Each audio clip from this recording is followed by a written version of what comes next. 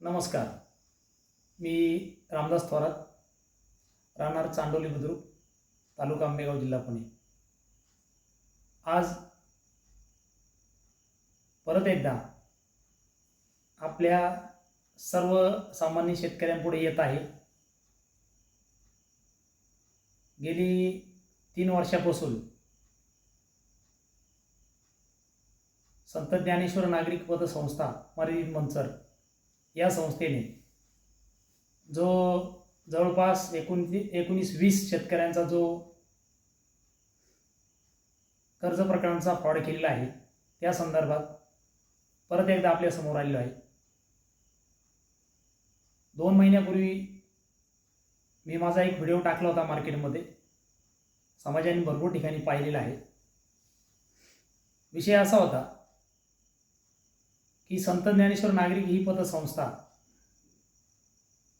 संपूर्ण आंबेगाव तालुक्यामध्ये किंवा अनेक ठिकाणी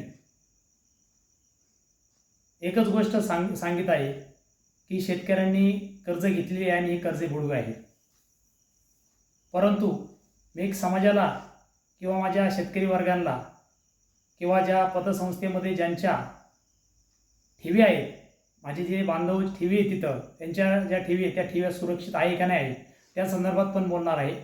परंतु 2022 सालापासून माझी याचिका वडेगाव कोर्टामध्ये चालू आहे. त्याचबरोबर माननीय न्यायालयाने 202ची एक ऑर्डर खाली पोलीस तपास यंत्रणेला ऑर्डर केली होती. परंतु तपासाच्या संदर्भामध्ये ऑर्डर झाल्यानंतर 6 महिन्याच्या नंतर पोलीस यंत्रणा जागी झाली आणि त्यानंतर त्यांनी जो काही अर्ज बनवला होता, जो काही तपास केला असेल, त्या तपासासंदर्भामध्ये वडेगाव न्यायालयामध्ये त्यांनी तपासाचा अहवाल दिला. त्या तपासाच्या अहवालाच्या माध्यमातून मला काही गोष्टी कळाल्या होत्या. तर त्या संदर्भामध्ये माझा भाऊ बबन तुकाराम थोरात हा माझा सहकर्जदार संस्थेने दाखवलेला आहे आणि ते पण बोगस आहे. परंतु त्याच्यामध्ये बबन तुकाराम थोरात यांच्या नावाचं पैसे मिळाले असा खोटा अर्ज तयार करून पतसंस्थेने तिथं नमूद केलेलं आहे. जे आमचे तपास अधिकारी होते त्या साहेबांचं मंचर पोलीस स्टेशनमध्ये जे अधिकारी होते त्या अधिकाऱ्याचं जे काम होतं की कमीत कमी तो अर्ज खरा आहे का खोटा पतसंस्थेने जो सादर केलेला आहे त्याच्यामध्ये किती सत्यता आहे हे जाणून घेण्याकरता कमीत कमी समोरच्या खातेदाराला किंवा त्या संस्थेमधल्या कर्जधारकाला समोर बोलवायचं होतं, शहानिशा करायची होती का तुमच्याबद्दल असं असं पत्र जोडलेलं आहे, हे खरं आहे का खोटे.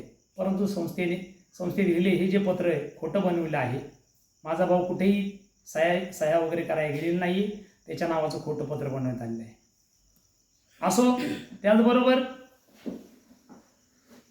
गेली 3 वर्षापासून मार्केटमध्ये या आंबेगाव तालुक्यामध्ये सगळीकडं संस्थेनं एक प्रकारचं वातावरण वेगळं तयार केलेलं आहे. संस्थेचे अध्यक्ष यतीन कुमार गोविंद हुले, त्याचबरोबर संस्थेची अध्यक्षा ज्या आपण म्हणतो CEO या अनिता रवींद्र पोखरकर, ही जी लेडीज आहे आणि त्याचबरोबर संचालक मंडळ जे आहे यांनी मिलीभगत म्हणून एक कमीत कमी 20 शेतकऱ्यांचा बळी घेण्याचा प्रयत्न केलेला आहे. त्यांच्या शेतकऱ्याच्या जमीन लुबाडण्याचं काम केलेलं आहे.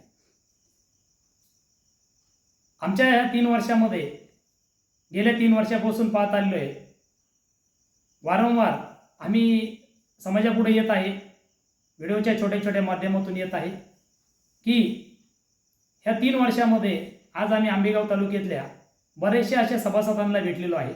त्या सभासदांना काही गोष्टी आम्हाला कळाल्या आहेत की यांनी जुना फ्रॉड भरून घेण्याकामी जवळपास 350 बोगस खाती मारली आहे आणि ती 350 बोगस खाती अशा प्रकारची बनवली आहे का त्या सभासदांना हे देखील माहीत नाही का त्यांच्या नावे कर्ज मारली आहे. मग कुणाचं 75,000चं कर्ज आहे, कुणाच्या नाव 1 लाख कर्ज आहे, कुणाच्या नाव 50,000 कर्ज आहे. ही जी कर्ज मारलेली आहे, मला समाजापुढं ह्या गोष्टी मांडायच्यात आज आंबेगाव तालुक्यातलेच हे सगळे कर्जधारक आहेत. त्यांना इत्थंभूत ह्या गोष्टीबद्दल काहीही माहीत नाहीये की आपल्या नावावरती कर्ज मारली आहे. पण संस्थेने एवढं चालाकीनं त्यांच्या नावावरती मारलेली जी काही कर्ज आहे ती कर्ज निरंक करून घेतलेली आहे. त्यांचे पैसे भरलेले पण आहेत. आणि कार्यकारी अधिकारी जी अनिता रवींद्र पोखरकर आहे, ही जी आहे ही लेडीज हिनं काय केलेलं आहे, संचालक मंडळाला हाताशी धरून आणि यतीन कुमार गोविल हुले ह्या अध्यक्षांना हाताशी धरून हा फ्रॉड केलेला आहे. आणि कुठेही कोणाच्या लक्षात येऊ नये म्हणून त्यांनी काय ती खाती सगळी निरंक केली आहे. आणि ती निरंक केलेली जी खाती आहे तो फ्रॉड भरून घेण्याकामी आता NPA मध्ये खाती येणार किंवा काही गोष्टी येणार.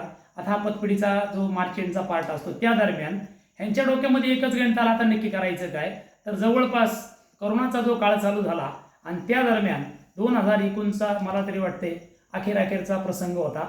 आणि त्या दरम्यान नोव्हेंबर महिन्यामध्ये मी कर्ज प्रकरणासाठी गेलेलो असताना त्यानंतर जो कालावधी झाला आणि माझ्या पैशाचा 25 लाखाचा जो त्यांनी अफरातफरी केलेली आहे, त्या करोना काळाच्या दरम्यान पैसे काढणे, नेणे, आणणे, जाणे कुठेही 2021 सालापर्यंत चिट पाखरू सुद्धा इकडं तिकडं जाऊ शकत नव्हतो. शासन दरबारी सगळा बंदोबस्त होता, बंदी होती सगळी. आणि कोरोना 19च्या दरम्यान एकही कोणी व्यक्ती आत बाहेर येऊ शकत नव्हता. आणि शासन दरबारी बंदी असताना पोलीस पार असताना कुणी कुठं जात नव्हता. मग ह्या ज्या व्यवहाराच्या प्रक्रिया, ह्या ज्या कर्जाच्या प्रक्रिया, पैसे काढणे, अकाउंटला टाकणे, RTGS मारणे किंवा संस्थेतून आम्ही त्यांचं म्हणणं आहे का शेतकऱ्यांनी पैसे काढले वगैरे वगैरे, ह्या प्रोसेस करण्यासाठी शेतकऱ्यांना शासनाने काही सेपरेट वेळ दिला का? मला हे सांगायचे की पोलीस प्रशासनाने आम्हाला सेपरेट बोलवलं होतं का बाबा या फ्रॉड करा, निघून जा, पैसे काढा, निघून जा, RTGS मारा, निघून जा. आम्हाला काही वेगळा वेळ दिलेला नव्हता. मला हे पब्लिक पुढे हेच सांगायचं होतं की संस्थेने हे सगळं मॅनेजमेंट केलेलं आहे. थोडक्यात एक गोष्ट कळते का, कोरोना काळ हा चालू झाला जवळजवळ मला तरी वाटते 22 मार्च 2019 पासून तर 2021 पर्यंत कडक लॉकडाऊन होतं. आणि ह्या लॉकडाऊनच्या दरम्यान झालेलं आहे जवळपास 19 ते 20 शेतकऱ्यांची जी कर्ज प्रकरणे फ्रॉड केली आहे ही 5.5 ते 5.6 कोटीचा फ्रॉड झालेला आहे. मग मला एक सांगा, 350 बोगस खाती पहिली जी जुनी आहे 3.5 ते 4 कोटीच्या दरम्यानचा फ्रॉड हा पहिला जुना भरून घेण्याकरता ह्या नाहक शेतकऱ्यांचा इथं बळी दिलेला आहे. हे सगळं त्याच्यावरून सिद्ध होते. परंतु प्रशासनापुढं असेल, अनेक प्राधिकरणाने गाड्या असेल, आम्ही या सहकार खात्यामध्ये असेल, अनेक ठिकाणी अर्ज दिलेले आहेत. सखोल तपास म्हणून आम्ही बऱ्याचशा गोष्टी केलेल्या आहेत. समाजापुढे आम्ही इथून मागे उपयशाच्या माध्यमातून आलेलो आहे. अनेक प्राधिकरणापुढे गेलेलो आहे. आमच्या विधिज्ञांनी अनेक ठिकाणी केसेस वगैरे करून आम्ही कोर्ट मॅटर चालू आहे. दुसरी गोष्ट अशी का कुठलाही आमचा शेतकरी असा नाही का त्याची कुठेही केस नाही. अहो साहेब, सगळीकडे केस आहेत. आमच्या हायकोर्टमध्ये आहेत, खालच्या कोर्टामध्ये आहे, कॉपरेटिव्ह कोर्टामध्ये आहे, घोडेगाव न्यायालयामध्ये केसेस आहेत. अहो जवळपास नाही म्हटलं तरी ते कमीत कमी 50 केसच्या वरती केस यांच्यावरती आहे. आणि दुसरी गोष्ट का यांच्यावरती 8 गुन्हे दाखल झालेले आहेत. विचार करा तुम्ही सर्व शेतकऱ्यांनी का यांच्यावरती गुन्हे दाखल असताना हे लोक समाजापुढे जात आहेत आणि वेगळीच एक टाळी वाजवत आहेत. अशी टाळी वाजवता का हे कर्ज बुडवे आहेत, हे नातेवाईक आहेत वगैरे वगैरे. आता मला सांगा, मी रामदास तुकाराम थोरात हा चांडवलीचा आणि ते म्हणले माझी कर्मचाऱ्यांबरोबर यांचे नातेसंबंध आहेत, हे लांबचे नाही जवळचे नातेवाईक आहे. जवळचे नातं आहे नक्की काय? आता तसं जर पाहिलं गेलं भैरवनाथ गल्लीचेच 90% सगळे डायरेक्टर आहेत त्या पतपिढीचे. मी सगळं माहिती काढलेली आहे. दुसरी गोष्ट, समाजापुढे अजूनही काही गोष्टी सांगतात यांना कर्ज बुडवायचं होतं. दुसरी गोष्ट, पोलीस प्रशासनापुढे गेलं काही दाखवता येईल करता येईल. दुसरी गोष्ट, माझ्या कर्ज प्रकरणाबाबत जर बोलायचं गेलं तर कोरोनाच्या काळामध्ये 2019-20 पासून तर 2021 पर्यंत पुत्र जात नव्हतं. मग माझ्या अकाउंटला कर्ज प्रकरण जे दाखवलं डुप्लिकेट, त्या कर्ज प्रकरणामध्ये जवळपास नाही म्हटलं तर आता मला ते दरम्यानच्या काळामध्ये कळालं की ज्यावेळेस 6 जून 2024 दरम्यान आमच्या विधिज्ञांच्या माध्यमातून आम्हाला ज्यावेळेस आम्हाला काही आकलन नसल्यामुळं आम्हाला काही अर्ज प्रोसेस केले आणि त्या दरम्यान फेडरेशनच्या नारगाव फेडरेशन या ठिकाणी अर्ज केल्यानंतर आम्हाला काही डॉक्युमेंट सापडले गेले. कारण पतसंस्था आम्हाला डॉक्युमेंट देत नव्हती. म्हणून आम्हाला कर्ज प्रोसेसच्या त्यातल्या आतल्या प्रोसेस कळाल्या सगळ्या, वचनचिठ्ठी असन, कर्ज रोखा असन वगैरे वगैरे. ह्या सगळ्या गोष्टी सापडल्यानंतर तिथं ज्यावेळेस आम्हाला त्याच्यावरती दिलेले जामीनदार असतील हे सगळे बोगस सापडले. आणि ह्या लोकांना तर आपण ओळखत नाही, मग ही लोक दिली कुणी? मग ह्या सगळ्या गोष्टी प्रोसेस सापडल्यानंतर पुढील काही गोष्टी आम्हाला कळून आल्या का नक्कीच हा खूप मोठा फ्रॉड आहे. मग असं करत आम्ही वेगळ्या ठिकाणी गेलो. त्यानंतर जुन्नर न्यायालय यांच्यावरती गुन्हा कोर्टाने एक आम्हाला न्याय द्यायचं काम केलं आणि त्या ठिकाणी त्यांच्यावरती गुन्हे दाखल झाले. मग नारंगाव पोलीस स्टेशन या ठिकाणी गुन्हे दाखल झाले. अशा प्रोसेस करत करत आज मार्केटमध्ये सगळीकडे फक्त यांचा तुरुंगवास जो यांना लागणार आहे, यांना होणार आहे, आणि हे वाचवण्याकरता फक्त काय करत आहेत का 4 लोकांमध्ये इकडं तिकडे एकच गोष्ट मिरवत आहे का हे कर्ज बुडवे आहेत, यांनी असं पैसे घेतले आहेत. परंतु मला एक सांगायचं आहे की माझ्या कर्जाच्या बाबतीत मला सांगा, 2019 पासून 2000 म्हणजे साधारणतः कोरोनापासून 2021 पर्यंत मी जर ते शाखेत गेलेलोच नाही तर माझ्या नावावरती यांनी पैसे काढलेत, भरलेत, काय केले मला काही माहीत नाही. पण त्यांनी असं दाखवलंय का 3,60,000 4,14,000 मी पैसे भरले, त्याच्यानंतर 3 लाख रुपये परत भरलेत. हे पैसे भरायला गेलो पण 10,40,000 रुपये माझ्या नावे पैसे नेऊन भरलेले. तिथं कुणी भरले, कधी भरले, कसे भरले, द्या CC फुटेज, द्या पावत्या भरलेल्या, हे का नाही दिले आजपर्यंत त्यांनी. त्याचबरोबर माझ्या बँक ऑफ महाराष्ट्रामध्ये मागच्या व्हिडिओमध्ये सांगितलं, माझ्या बँक ऑफ महाराष्ट्रामध्ये ज्यावेळी 17 लाख रुपयाची RTGSद्वारे त्यांनी पैसे टाकलं म्हणता येते. मला माझ्या बँक ऑफ महाराष्ट्राचा ज्यावेळेस मेसेज मिळाला जातो तर कमीत कमी संस्थेने पाठवलं, कमीत कमी अकाउंट ओपन केलेला माझा एक तर मेसेज यायला पाहिजे का रामदास थोरातचं अकाउंट ओपन केलेले, एकही कुठलाही मेसेज आलेला नाही. आणि ते सुद्धा 17 लाख रुपये थर्ड पार्टीच्या नावावरती कुठलं ट्रान्सफर झाले, कसा RTGS मारला, काय केलं हे पतपेढीला माहिती. आणि त्या दरम्यान मी बाहेरगावी होतो आणि त्या दरम्यान मी ड्रायव्हर असल्यामुळं बाहेरगावी होतो. तो पैसा अचानक उडून गेला. वारंवार पतपेढी मी जाण्याचा प्रयत्न केला, परंतु पतपेढीचे असणारे CEO म्हणजेच अनिता रवींद्र पोखरकर हिने एकच वारंवार गोष्ट सांगितली की मी साहेबांना विचारते तुमच्या पैशाचं काय झाले, साहेबच सांगतील. परंतु तिनं प्रत्येक वेळा उडवण्याची उत्तरं दिली आणि मला त्या संस्थेमधून हाकलून लावलेलं आहे. अशा प्रकारे अनेक वेळा त्या पतपेढीमध्ये जाऊन प्रयत्न केला, परंतु आम्हाला कुठलाही चिठ्ठा किंवा कुठलाही एक आम्हाला काय म्हणतो आपण पासबुक देखील कर्जाचं कुठल्याही प्रकारचं मला दिलेलं नाही किंवा आमच्या कुठल्याही सहकार्याला दिलेलं गेलेलं नाही. असो, त्याचबरोबर तसं जर पाहिलं गेलं तर आता जवळपास 2022 सालापासून तर आता 2025 चालू आहे. आज रोजी माझ्या हायकोर्ट असेल किंवा गोडेगाव कोर्ट असेल किंवा अनेक ठिकाणी माझ्या केसेस चालू आहेत आणि या कंटिन्यू आहेत.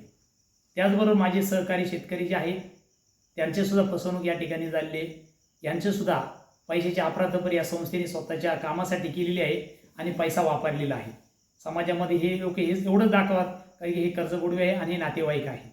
पण कुठेही त्याच्यामध्ये दिसत नाही का कोण कुणाचा नातेवाईक नसून हे संस्थेने फक्त कांगावा केलेला आहे. आणि एक प्रकारचं मला एक सांगायचं आहे, कायद्याच्या भाषेत जर बोलायचं ठरलं, ही पतसंस्था आहे का एक प्रकारचं भिशी मंडळ चालवतात हे लोक. मग भिशी मंडळ जर चालवतात तर भिशी चिठ्ठी टाकायची एकाची आणि त्याला 12 महिन्याचं सांगायचं तुझ्या नावाने ही अशी रक्कम एवढी निघली आहे आणि आता तू भर. मग भिशी मंडळ नाही चालवत तर काय करतायत एक प्रकारचं.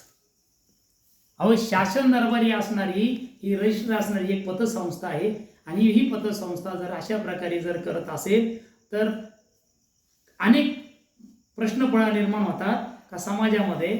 यांचं म्हणणं असं आहे का इतर कोणाचं सभासदांचं काही प्रॉब्लेम नाही आहे आणि ह्यांचेच का प्रॉब्लेम आहे. परंतु मला माझ्या पुरतं बोलायचं जर ठरलं, माझ्यावरती जर बेतलंय तर मीच बोलणार आहे, परंतु कुणाचंही प्रॉब्लेम नाही असं दाखवण्याचा प्रयत्न हे लोक करतायत. अहो, ज्यांच्या नाकातोंडात पाणी गेलं तोच हातपाय हलवणार आहे, ज्याच्या नाकातोंडात पाणी तो कशाला हलवणार आहे. जे 350 खाती मारली, माझे अख्खे पैसे 12 लोकांच्या नावावरती गेलेले आहेत. आज माझ्याकडे पुरावे आहेत त्याचे. ऑलरेडी आमच्या विधिज्ञाच्या माध्यमातून त्या नोटिसा पडलेल्या आहेत. एक नाही दिवस कायद्यापुढे येणार आहे सगळं आणि कोर्टामध्ये सामील होणार आहे. आणि त्यावेळेस त्यांना ज्यावेळेस कळेल का नक्की काय विषय आहे. आणि कायद्याच्या काठातून वाचण्याकामी आणि कुठल्याही प्रकारचं यांना ह्या विषयातून बाहेर पडण्याकामी अनेक ठिकाणी ते हातपाय मारत आहे, परंतु आजपर्यंत कुठेही यांना कोणत्याही प्राधिकरणापुढं आजपर्यंत जे झालेले 8 गुन्हे त्यांच्यावर दाखल आहेत. त्याचबरोबर दुसरी गोष्ट, अनेक ठिकाणी ज्या केसेस चालू आहेत ह्या कंटिन्युटी आहेत. आणि मला आजच्या व्हिडिओमधून जास्त काही न बोलता आत्तापर्यंत झालेल्या ज्या गोष्टी आहेत तेवढंच बोलायचे, आणि इथून पुढचा जो काही प्रवास असेल किंवा कर्ज संदर्भात जो काही विषय असेल मी पुढे बोलणारच आहे. आणि एवढ्या गोष्टीवरती थांबतो. आणि मला आजचं जाता जाता एक माझ्या सभासद किंवा शेतकऱ्यांना पुढे सांगायचं आहे की मी माझ्या गुरुजींची, म्हणजे माझे जे गुरु केले त्या गुरुजींची शपथ घेऊन सांगतो की इथे घेतलेली जर कर्ज प्रकार मी जर माझा घेतला असेल तर माझ्या शेतीचा एक तुकडा ना तुकडा विकून ते शेतीचं कर्ज घेतलं खरं असेल तर ते मी एवढ्या दिवसात भरलं असतं. परंतु मला जर एकही रुपया जर मिळालेला नाही आणि तो मी भरणार कुठून. पण मराठी माणूस आहे हा कुठल्याही प्रकारचं कर्ज बुडवत नाही. एक वेळेस तो आत्महत्या करेल किंवा कुठूनही उसने पासने करेल पण तो कर्ज भरेल, परंतु कोणाचा 1 रुपया बुडवणार नाहीये. मला हे एवढंच सांगायचे. आणि जो काही न्यायाचा विषय आहे, न्यायप्रविष्ट गोष्ट आहे, कोर्टामध्ये ऑलरेडी मॅटर चालू आहे. एक ना एक दिवस आमच्या शेतकऱ्यांना सगळ्यांना न्याय मिळेल एवढं बोलतो. आणि पुढील वाटचालीस मी परत पुढे पुढच्या येणाऱ्या एक 6-7 दिवसामध्ये बऱ्याचशा काही गोष्टी प्रोसेसमध्ये होणार आहेत. त्या संदर्भात आपण शेतकऱ्यापुढे येणार आहे. धन्यवाद.